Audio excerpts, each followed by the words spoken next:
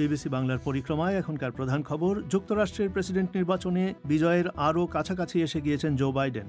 Vote গণনায় তিনি জর্জিয়ার পর পেনসিলভানিয়াতেও ট্রাম্পের চাইতে এগিয়ে গেছেন। কিন্তু প্রেসিডেন্ট ট্রাম্প বলছেন তিনি পরাজয় স্বীকার করবেন না। তাহলে কি হতে পারে? শুনবেন সবশেষ খবর আর বিশ্লেষণ। আর মিয়ানমারে নির্বাচন হয়ে গেলেই রোহিঙ্গা প্রত্যাবাসনের প্রশ্নে ভারতকে জড়িত করে নতুন উদ্যোগ নিতে চায় বাংলাদেশ।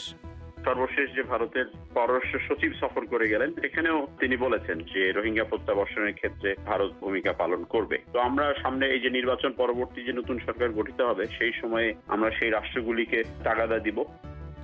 থাকবে এ নিয়েও। আর শেষে রয়েছে বিশেষ রিপোর্ট, নৃশংস গণপিটুনির ঘটনা কেন এত বেড়ে গেছে বাংলাদেশে। তবে শুরুতেই বিশ্ব সংবাদ।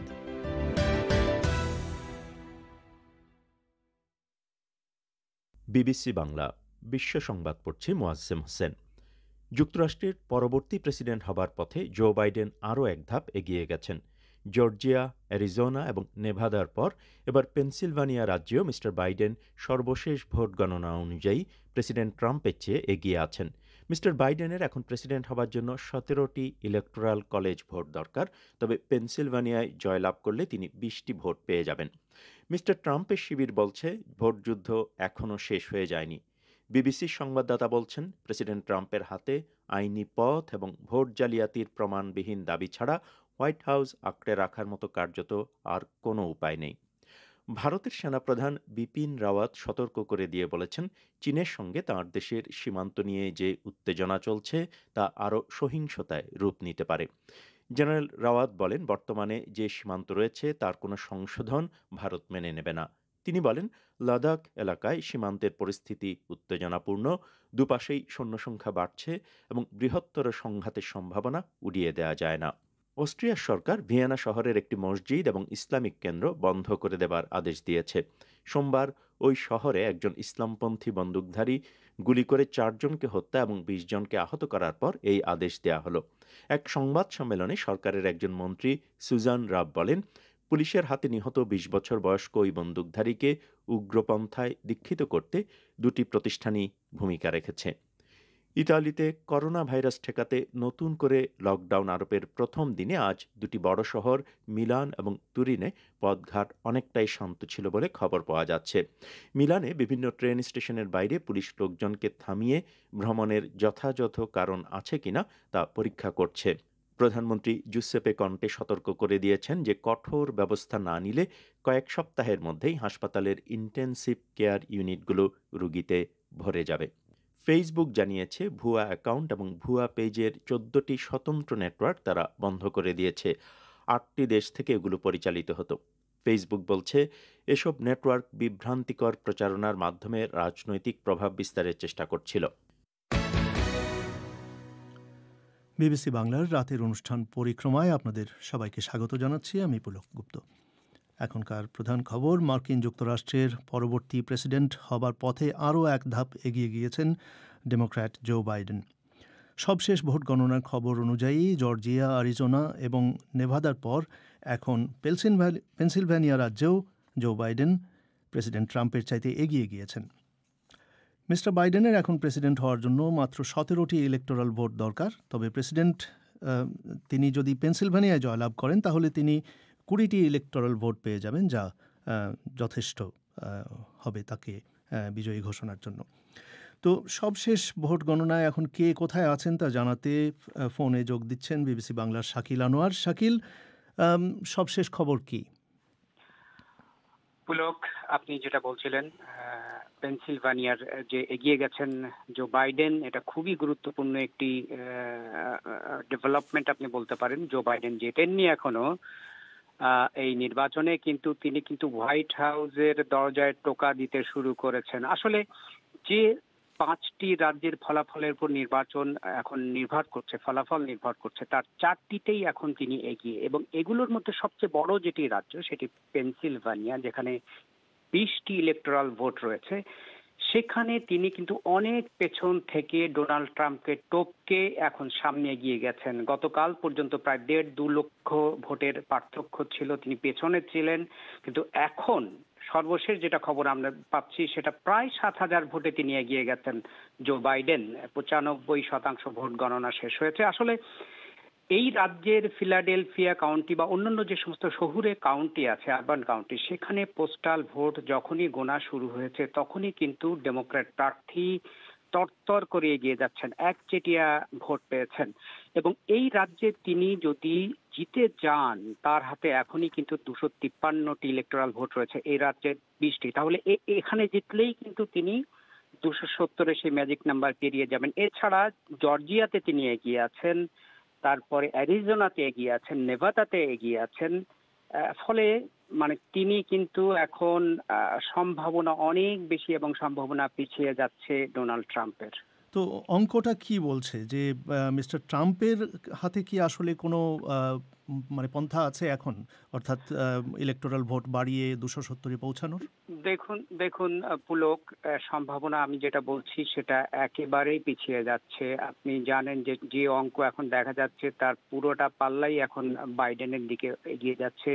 4টি রাজ্যে তিনি এগিয়ে, আমি যেটা বলছিলাম পেনসিলভানিয়াতে তিনি এগিয়ে গেছেন, অনেকটা এগিয়ে যাচ্ছেন, আরো বাড়ছে, মানে তার তার যে পার্থক্য সেটা আরো বাড়ছে। জর্জিয়াতে তিনি এগিয়ে আছেন, সেখানে কিন্তু খুবই খুবই টাইট কম্পিটিশন হচ্ছে এবং জর্জিয়াতে আবারও মানে গণনা হতে পারে বলে আমরা খবর পাচ্ছি।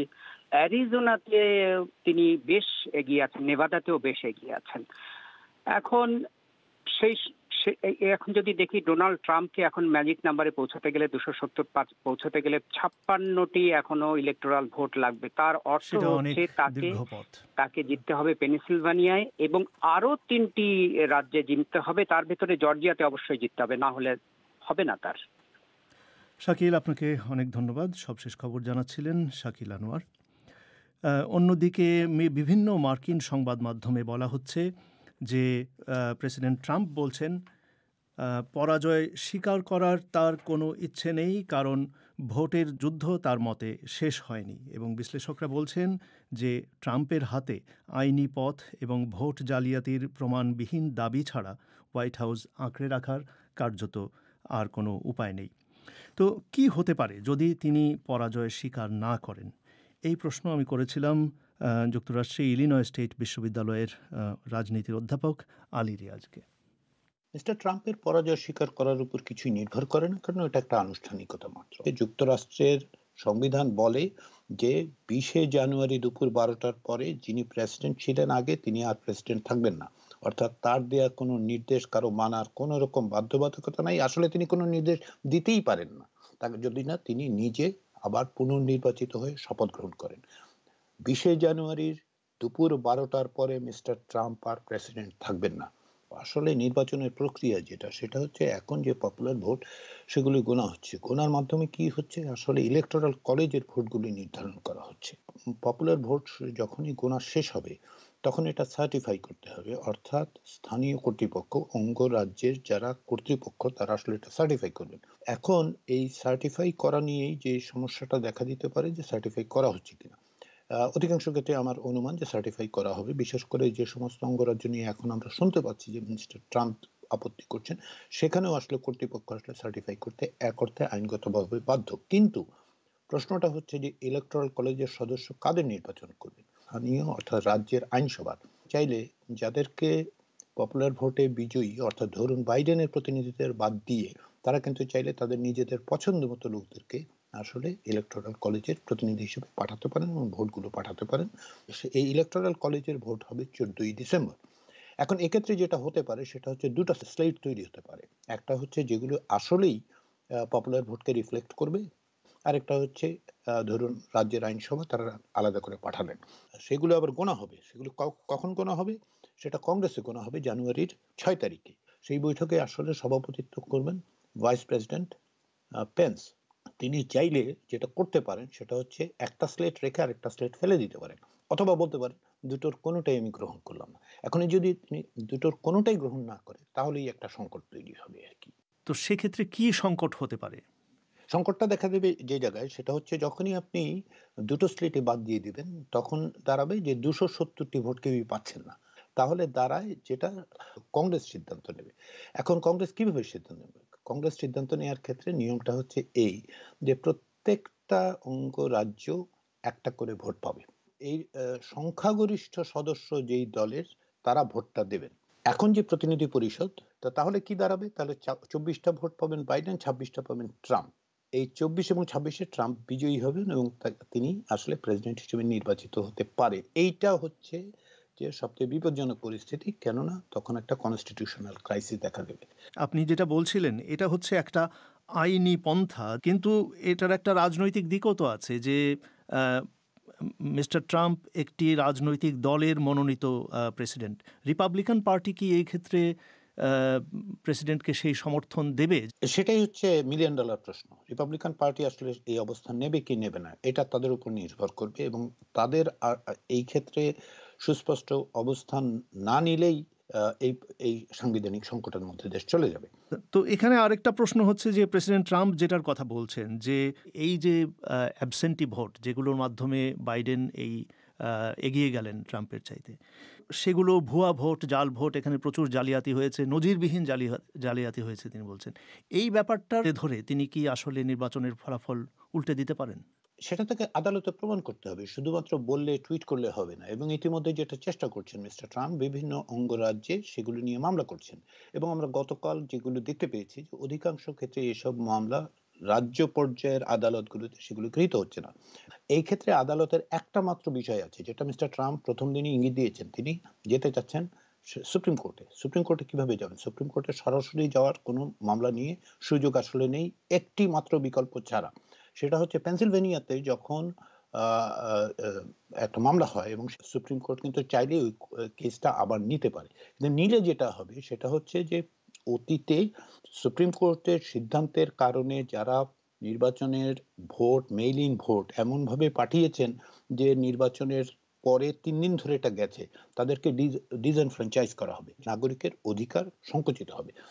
আপনি যে যে সম্ভাব্য পরিস্থিতিগুলোর কথা বললেন, এগুলোকে কেন্দ্র করে কি একটা অসন্তোষ, কোনো রকমের গোলমাল, সহিংসতা, এই ধরনের পরিস্থিতি তৈরি হতে পারে? সেই আশঙ্কা আছে। সেই আশঙ্কা আছে এই কারণে যে মিস্টার ট্রাম্প যেটা সবসময় করেন, তার যে সমর্থক, যাদের মধ্যে শ্বেতাঙ্গ শ্রেষ্ঠত্ববাদীরা রয়েছে, যার মধ্যে মিলিশিয়ারা রয়েছে, তাদেরকে তিনি বলতে পারেন, টুইট করে বলতে পারেন, তিনি যে কোনোভাবে তাদের কাছে এই বার্তা পৌঁছাতে পারেন যে তারা পথে নেমে আসুক, তারা আসলে এগুলো মোকাবেলা করুক। এবং সেক্ষেত্রে এটা বড় বিষয় হয়ে দাঁড়াবে যে বিভিন্ন রাজ্যের পুলিশ এবং বিভিন্ন রাজ্যের ন্যাশনাল গার্ড তারা কি ভূমিকা নেবে। বলছিলেন যুক্তরাষ্ট্রের ইলিনয় স্টেট বিশ্ববিদ্যালয়ের রাজনীতির অধ্যাপক আলী রিয়াজ। আপনারা শুনছেন বিবিসি বাংলার রাতের অধিবেশন পরিক্রমা। এবার আপনাদের জানিয়ে দিই বিবিসি বাংলার আগামীকালকের ফোন ইনের বিষয়বস্তু। মার্কিন যুক্তরাষ্ট্রের প্রেসিডেন্ট নির্বাচনের ফলাফল জানা যাবে আর কয়েকদিনের মধ্যেই। এই নির্বাচনে ডোনাল্ড ট্রাম্প বা জো বাইডেন যিনি জয়লাভ করুন, যুক্তরাষ্ট্রের দিক থেকে বাংলাদেশ কী প্রত্যাশা করতে পারে বলে আপনার মনে হয়? এই প্রশ্নেই হবে বিবিসি বাংলার শনিবারের ফোন ইন। এতে যোগ দিতে চাইলে 01714115578 এই নম্বরে ফোন বা SMS করে আপনার নাম এবং ফোন নাম্বার জানিয়ে দিন। অনুষ্ঠানের আগে আমরাই আপনার সঙ্গে যোগাযোগ করব। আপনারা শুনছেন বিবিসি বাংলার রাতের অধিবেশন পরিক্রমা। মিয়ানমারের নির্বাচন হয়ে গেলেই রোহিঙ্গা প্রত্যাবাসনের প্রশ্নে ভারতকে জড়িত করে নতুন উদ্যোগ নিতে চাইছে বাংলাদেশ। মিয়ানমারে নির্বাচন হবে 8ই নভেম্বর এবং তা হয়ে গেলেই এই উদ্যোগ নেওয়া হবে। বাংলাদেশের পররাষ্ট্র প্রতিমন্ত্রী শাহরিয়ার আলম বিবিসিকে বলছেন যে বাংলাদেশ এই উদ্যোগে ভারত এবং চীন সহ কয়েকটি দেশকে সক্রিয়ভাবে জড়িত করতে চাইছে। একই সঙ্গে তিনি বলছেন যে করোনা ভাইরাস মহামারী এবং মিয়ানমারের নির্বাচনের কারণে 1 বছর ধরে দ্বিপাক্ষিক চেষ্টাতে কাঙ্ক্ষিত অগ্রগতি হয়নি এবং বাংলাদেশ এই দ্বিপাক্ষিক উদ্যোগেও গতি আনবার চেষ্টা করবে। ঢাকা থেকে কাদির কল্লোল। রোহিঙ্গা সংকট সমাধানে বাংলাদেশ, চীন এবং মিয়ানমারকে নিয়ে ত্রিপক্ষীয় একটি কমিটি করা হয়েছিল।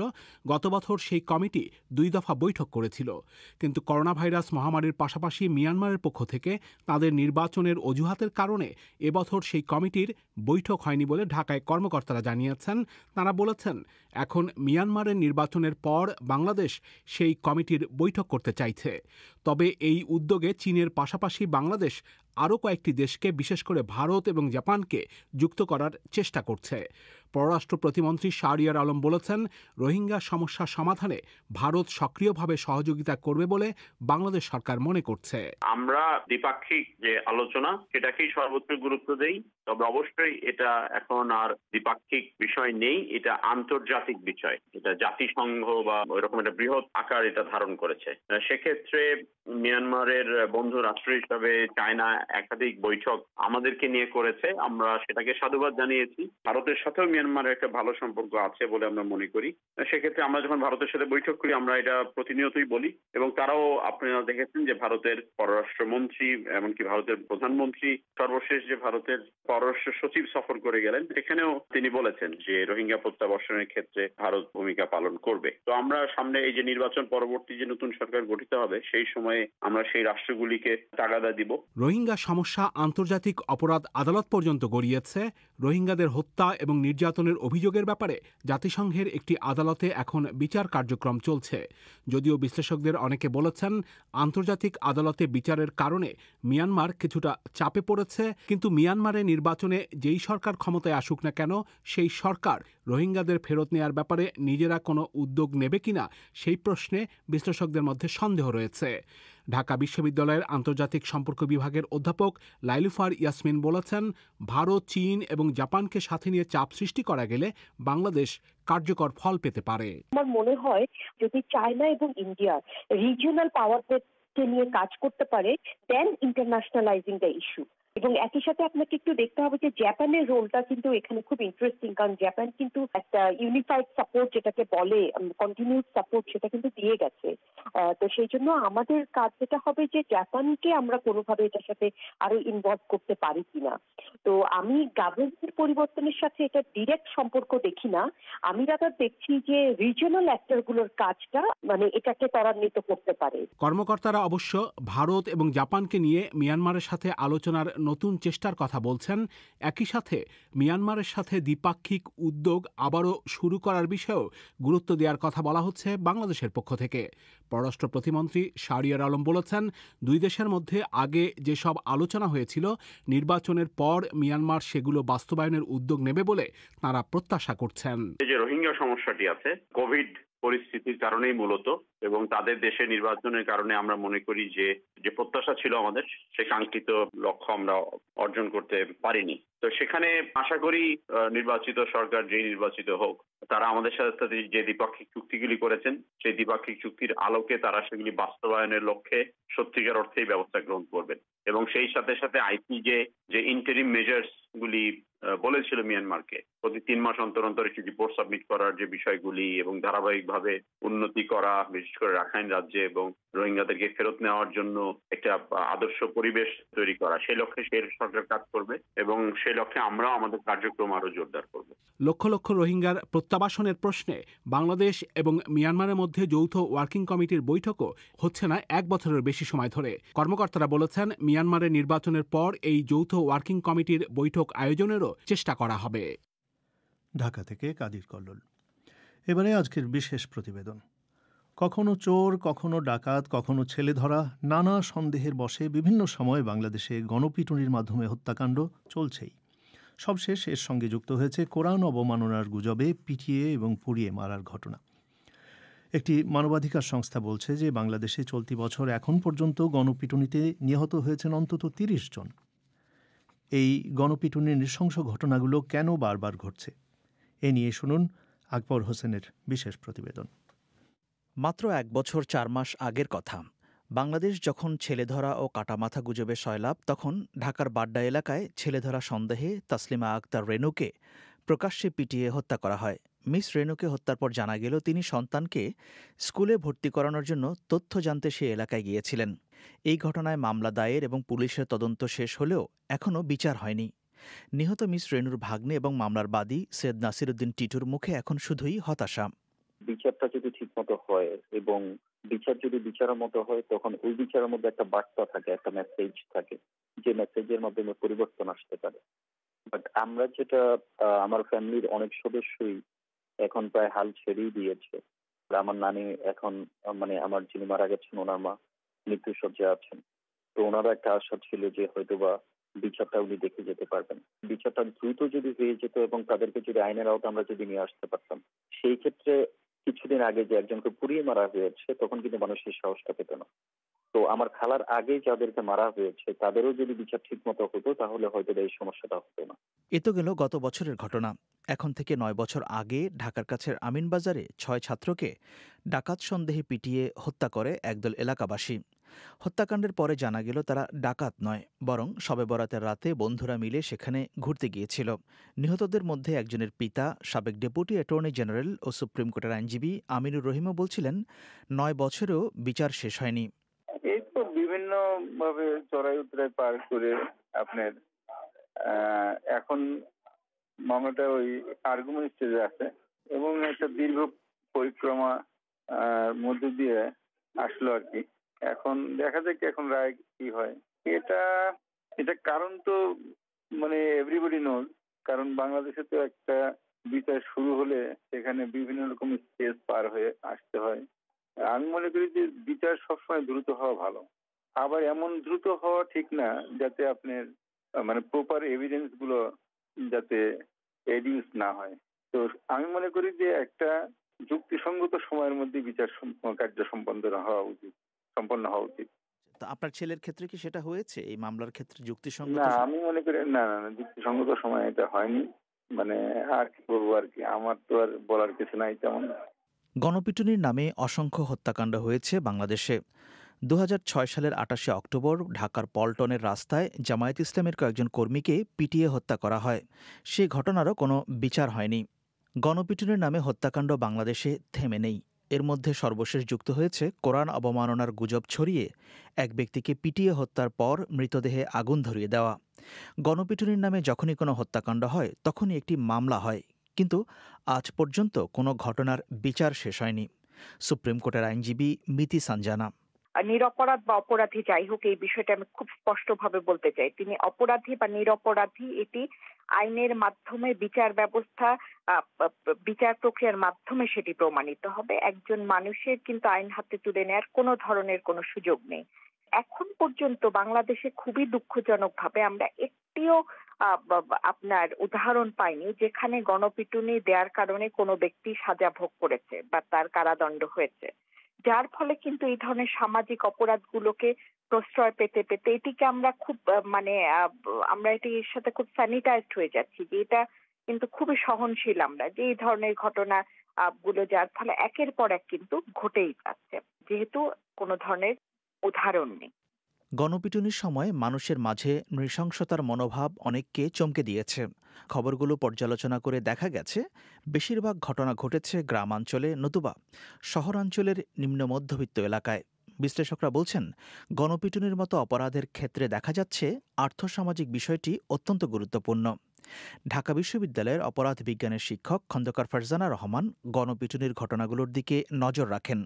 ধরুন যে সোসাইটিতে সোশ্যাল ইনইকুয়ালিটি বেশি থাকে, আনইকুয়াল ডিস্ট্রিবিউশন অফ রিসোর্সেস থাকে, তখন হয় কি একটা অংশ, একটা জনগোষ্ঠী তারা তো প্রান্তিক বা ভালনারেবল হয়ে যায়। প্রপার লাইফ লিভিং এর জন্য কিন্তু কিছু বেসিক কন্ডিশন সোসাইটিকে দিতে হয় মানুষকে। সেই জিনিসগুলো যেহেতু সোসাইটি দিচ্ছে না, সেহেতু মানুষটা সোসাইটির প্রতি দায়বদ্ধতা ঠিক সেইভাবে প্রকাশ করতে পারছে না।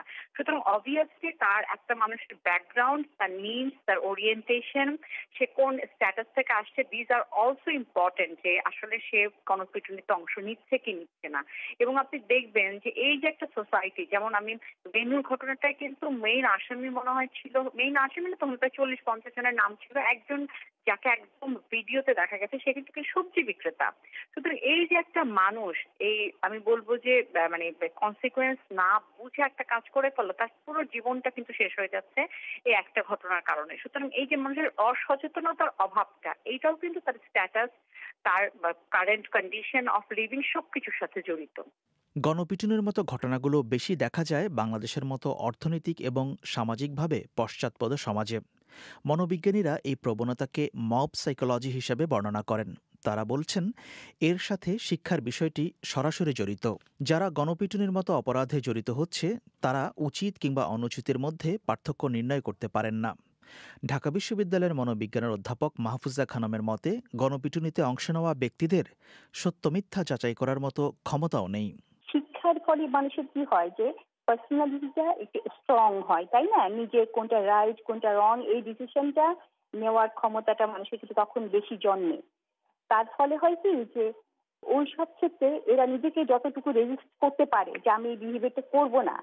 গ্রামের একটু লোকজন সাধারণত দেখা যায় যে কম শিক্ষিত হয় বা এই ধরনের কারণে হয় কি অন্যের দ্বারা ইনফ্লুয়েন্সটা তারা বেশি হয়, অর্থাৎ রেজিস্টিং যে পাওয়ার, নিজেকে রক্ষা করার যে পাওয়ারটা এদের একটু কম থাকে, এরা যার জন্য ইনফ্লুয়েন্স হয় বেশি।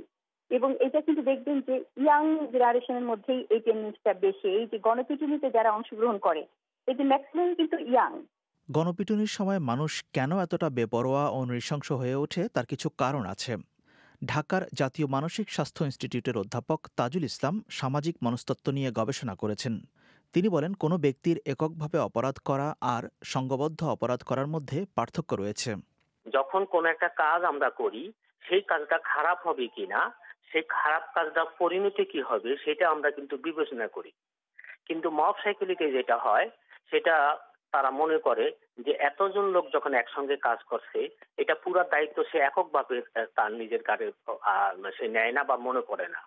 সে মনে করে এটার জন্য যে পরিণতি হবে, দায়ভোগ হবে, এটা মানে ডিস্ট্রিবিউটেড হয়ে গেছে সবার কাছে, যার ফলে তার এটার যে মানে খারাপ পরিণতি, একজন মানুষকে খুন করলে যে খুনের সে এককভাবে যে সে দায়ী হবে বা তার ফাঁসি হবে, এটা যখন সে এককভাবে কাজ করতে যায় তখন যেরকম মনে হয় মব সাইকোলজিতে সবাই মনে করে এটা তার দায়িত্ব না, মানে এটা তার দায় না এবং এটার জন্য সে রেসপন্সিবল হবে না। এরকম একটা ডিফিউশন অফ রেসপন্সিবিলিটি তাদের মনের ভিতরে থাকে। গণপিটুনির মাধ্যমে সন্দেহভাজনদের পিটিয়ে হত্যাকাণ্ডের বিরুদ্ধে বাংলাদেশের সাধারণ মানুষের মধ্যে তেমন কোনো প্রতিক্রিয়া দেখা যায় না। এই বিষয়টিকে অনেকে হয়তো উপেক্ষা করেন। সমাজের একটি অংশের মধ্যে এমন প্রবণতাও দেখা যায় যে গণপিটুনির জন্য দেশে আইনের শাসনের অভাবকেই তারা দায়ী করেন। বিশ্লেষকদের অনেকেই বলছেন, এ ধরনের মানসিকতা অপরাধীদের পরোক্ষ সমর্থন দেবার মতো। ঢাকা বিশ্ববিদ্যালয়ের অপরাধ বিজ্ঞানের শিক্ষক ফারজানা রহমান বলছেন, নিরাপত্তা বাহিনীর হাতে যেভাবে বিচার বহির্ভূত হত্যাকাণ্ড হয় তেমনি গণপিটুনির নামেও বিচার বহির্ভূত হত্যাকাণ্ড চলছে। আমরা যদি এনকাউন্টারের জন্য এত চিৎকার চেঁচামেচি করি যে এনকাউন্টার হিউম্যান রাইটস ভায়োলেশন করতেছে, এনকাউন্টারে কোনো ব্যক্তি আইনের আওতায় না এসে তার বিচার হয়ে যাচ্ছে, তো গণপিটুনিও একটা পিওরলি এক্সট্রা জুডিশিয়াল কিলিং, এবং এটা আমি মনে করি এনকাউন্টারের মতো সেম পরিমাণ ঘৃণ্য।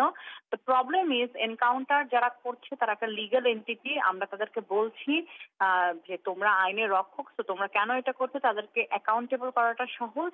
কিন্তু গণপিটুনিতে প্রবলেমটা হচ্ছে যে আপনি you can not identify each and every person যে কারা আসলে গণপিটুনিতে অংশগ্রহণ করলো। এবং অনেক সময় কোর্ট তাদের দীর্ঘসূত্রিতার জন্য হয়তো কোনো মামলার রায় ঠিক মতো দিতে পারে না, সেটাও সত্য। কিন্তু তার মানে এটা না যে লাইক একটা সিভিলাইজ নেশনে, যে কোনো দেশে এখন আপনি যদি নিজেই নিজের আইন তুলে নেন সেই জায়গায় ললেসনেস তৈরি হবে, একটা বিশৃঙ্খলা তৈরি হবে। সুতরাং কোনো সিভিলাইজ কান্ট্রিতে ইট ইজ নট জাস্টিফাইড যে গণপিটুনি দিচ্ছে সে আইনের শাসন প্রতিষ্ঠা করতেছে না। এদিকে সরকারের স্বরাষ্ট্র মন্ত্রণালয়ের কর্মকর্তারা বলছেন, সাম্প্রতিক সময়ে গণপিটুনির ঘটনাগুলোর ক্ষেত্রে গুজব একটি বড় ভূমিকা পালন করেছে। প্রতিটি ঘটনায় মূল অপরাধীদের চিহ্নিত করা হয়েছে বলে কর্মকর্তারা দাবি করছেন। যেহেতু এসব ঘটনার সাথে বহু মানুষের অংশগ্রহণ থাকে, সেখানে প্রকৃত অপরাধীদের চিহ্নিত করতে সময় লাগে এবং সেজন্যই বিচার কাজেও সময় লাগছে বলে তারা উল্লেখ করেন। আকবর হোসেনের বিশেষ প্রতিবেদন। অনুষ্ঠান শেষ করবার আগে প্রধান খবর আরেকবার। মার্কিন যুক্তরাষ্ট্রের প্রেসিডেন্ট নির্বাচনে বিজয়ের আরও কাছাকাছি এসে গিয়েছেন জো বাইডেন। ভোট গণনায় তিনি জর্জিয়ার পর এবার পেনসিলভানিয়াতেও ট্রাম্পের চেয়ে এগিয়ে গেছেন। তবে প্রেসিডেন্ট ট্রাম্প বলছেন যে ভোটের লড়াই শেষ হয়নি। আর কিছুক্ষণ আগে পাওয়া খবরে বলা হচ্ছে জর্জিয়া রাজ্যের কর্মকর্তারা বলছেন যে সেখানে ভোট পুনর্গণনা করা হবে। শেষ করছি আজকের পরিক্রমা। আমাদের পরবর্তী অধিবেশন প্রবাহ বাংলাদেশের সময় আগামীকাল সন্ধে 7:30, ভারতের সময় 7টায় শুনবেন আশা করে। পুলক গুপ্ত এখানেই বিদায় নিচ্ছি আজকের মতো। ভালো থাকবেন। শুভরাত্রি।